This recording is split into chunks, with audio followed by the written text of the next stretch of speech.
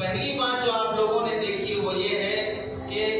ملک آزاد ہونے کے بعد سے لے کر اب تک ہندو مسلم کے نام پر جو جھگڑے جو فسادات ہوئے، آپ ہسٹری پڑھ لیں، آزادی کے بعد سے لے کر اب تک کی پہلی جنگ عظیم میں جتنے لاکھوں کی تعداد میں لوگ مارے گئے ہیں، 1 کروڑ سے زائد لوگ مارے گئے جنگ عظیم اول میں، پہلی جنگ عظیم میں، اتنی ہی تعداد میں ملک آزاد ہونے کے بعد سے لے کر اب تک جتنے فسادات ہوئے،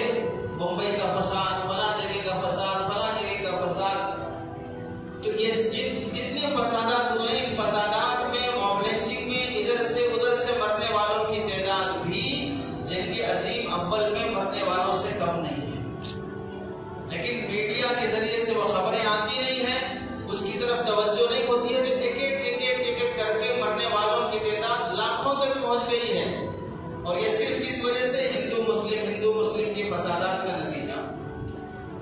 اب ان حالات میں آپ نے دیکھا کہ مسلمان اور غیر مسلم کس قدر ایک پلیٹ فارم پر جمع ہو رہے ہیں۔ یہ اتحاد مسلمان اور غیر مسلموں کا ایک جگہ جمع ہونا، ایک پلیٹ فارم پہ جمع ہونا، ایک مشن کی خاطر لڑنا،